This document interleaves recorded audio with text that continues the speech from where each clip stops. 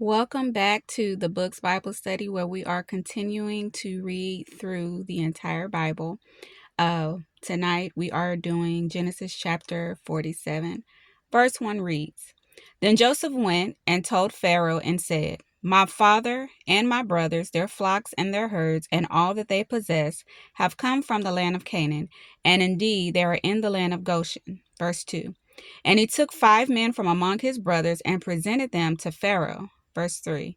Then Pharaoh said to his brothers, What is your occupation? And they said to Pharaoh, Your servants are shepherds, both we and also our fathers. Verse 4.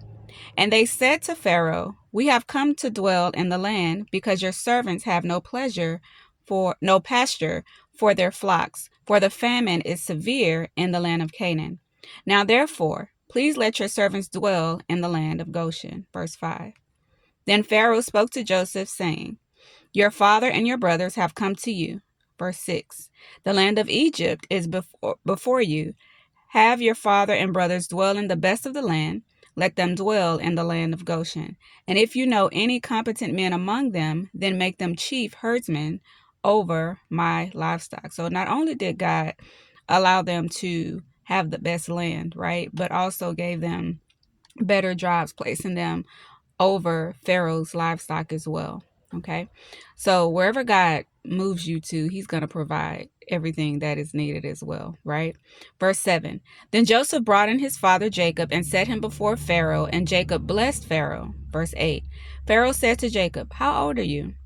Verse 9. And Jacob said to Pharaoh, The days of the years of my pilgrimage are 130 years. Few and evil have been the days of the years of my life, and they have not attained to the days of the years of the life of my fathers in the days of their pilgrimage. Verse 10. So even before we get to verse 10, even in his response, he's letting it be known that they're basically passing through. So this is, to me, showing that he trusts God, that he's going to give him the land that he said he's going to give him. Verse 10. So Jacob blessed Pharaoh and went out from before Pharaoh. Verse 11. And Joseph situated his father and his brothers and gave them a possession in the land of Egypt, in the best of the land, in the land of Ramesses, as Pharaoh had commanded. So Ramesses will come up again when it's time for the children of Israel to depart from Egypt. Okay? So just these names, these places, the people, they're all important so that you can tie in who's who, why, what, when, how, right? Verse 12. Then Joseph provided his father, his brothers, and all his father's household with bread according to the number in their families. Verse 13.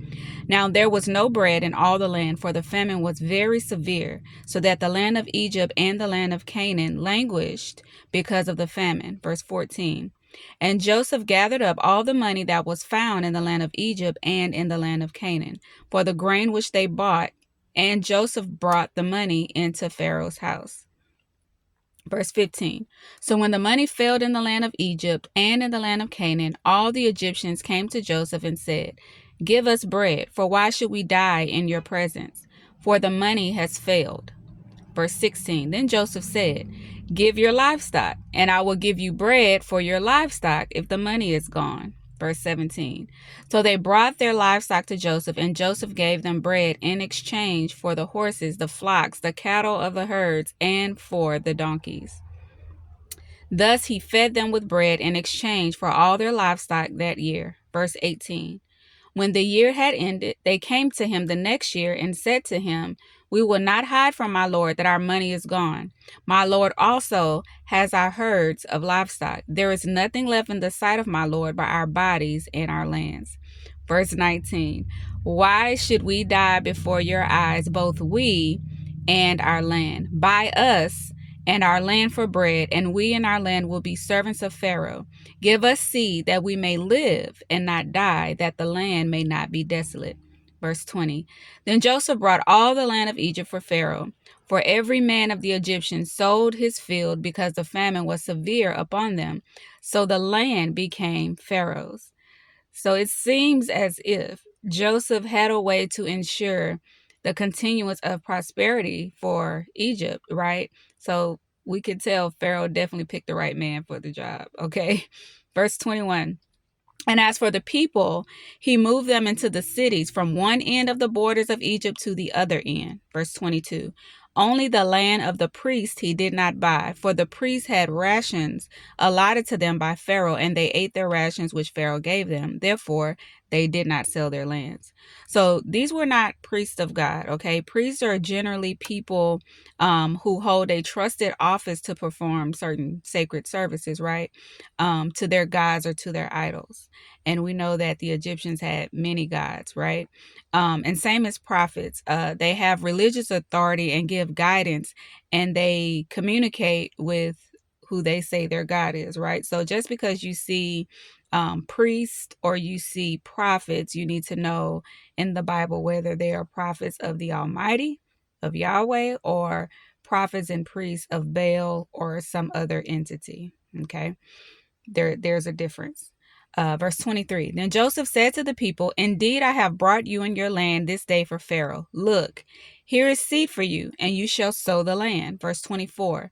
And it shall come to pass in the harvest that you shall give 1/5 to Pharaoh. 4/5 shall be your own, as seed for the field and for your food, for those of your households, and as food for your little ones. Verse 25. So they said, you have saved our lives. Let us find favor in the sight of my Lord, and we will be Pharaoh's servants. Had to get some light. Verse 26. And Joseph made it law over the land of Egypt to this day that Pharaoh should have 1/5, except for the land of the priests only, which did not become Pharaoh's. Okay, verse 27. So Israel dwelt in the land of Egypt, in the country of Goshen, and they had possessions there and grew and multiplied exceedingly. Verse 28. And Joseph lived in the land of Egypt 17 years. So the length of Jacob's life was 147 years. Verse 29.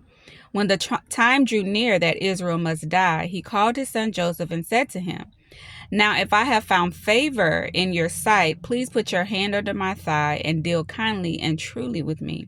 Please do not bury me in Egypt. Verse 30. But let me lie with my fathers. You shall carry me out of Egypt and bury me in their burial place. And he said, I will do as you have said. Verse 31. Then he said, swear to me. And he swore to him. So Israel bowed himself on the head of the bed.